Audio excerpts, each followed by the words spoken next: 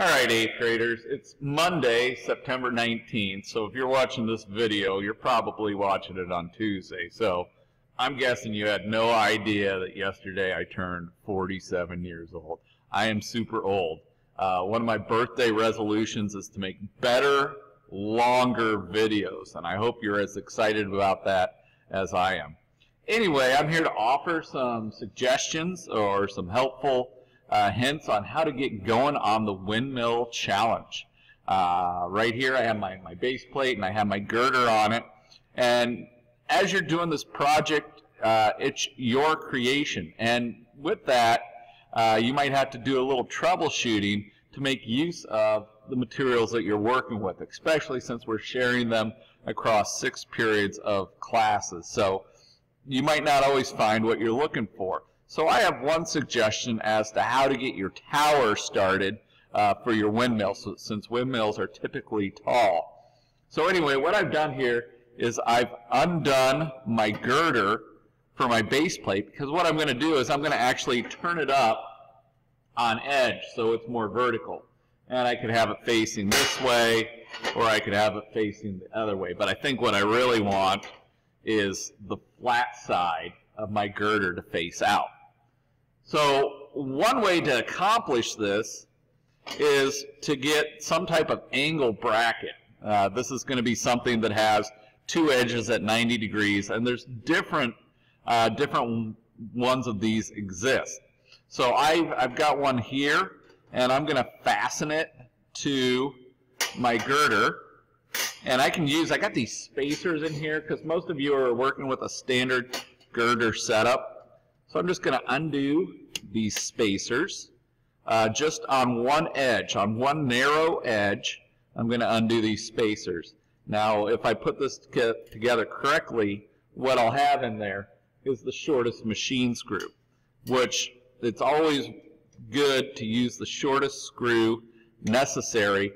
Otherwise, it creates extra work for you, plus the fastener can bottom out in the fitting, and so that's just good practice to try and use the shorter ones. They're more in abundance than the longer ones, and we're going to be able to use these to hold our angle bracket on. Now I could position it here up towards the top, but I think it'll be the closer to the bottom I can get it, the more stable it's going to be. The holes don't line up with the very bottom ones, so I'm going to go with that middle row, and I'm trying to make it look like a T.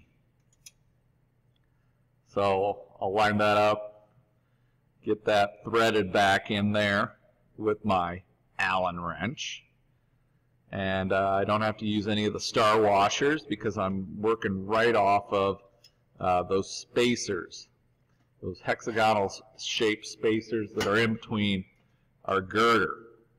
And what this piece will allow me to do, since it's like a piece of angle iron, which is a common metal piece that you get for manufactured items, it's going to act as a brace. So I want to make sure those are snugged up tight. A lot of folks aren't getting their fasteners in tight. Now I said I wanted the flat side to face out, so I'm going to want to position that in there. I'm going to move it in a little bit so it's not too wobbly. And again, I'm going to use the shortest machine screw possible. And there's some slotted holes here, but there's also some non-slotted holes, single holes. I want to use the single hole, not the slotted ones on the end. That's going to make the most stable fitting. Let me kind of slide this out of the way so I can get my washer on there with my other fastener. Give me just a moment for that. Now the star washers enable the fittings to get tightened with the Allen wrench. So if I have that snugged in there on the bottom with the star washer, I should be able to tighten that up. And even with just one machine screw in there, it is pretty tight. But I'm going to go ahead and put in a second one so that my structure, one of the requirements on the sheet is that it has to be stable and rigid. And so those of you who haven't been getting your fasteners down tight on your mechanisms will need to assure that they're getting fastened down for your windmill, because you're working with a much taller structure. I do need to thread that in there just a bit. Now I'll get my star washer fitting, put it on the bottom there.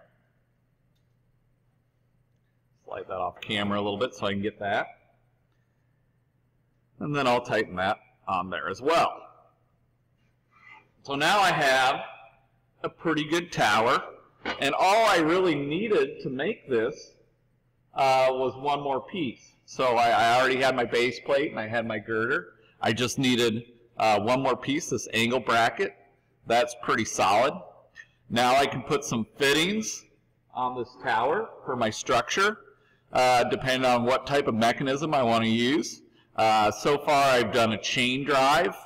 I've also done bevel gears. I think for my next creation I'm going to do a simple gear train to show how the windmill challenge can be done with different mechanisms.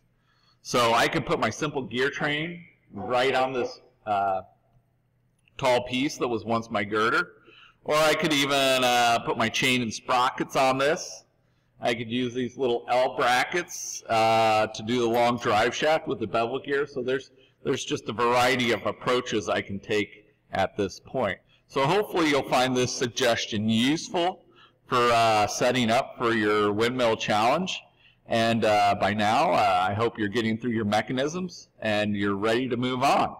So until next time, good luck.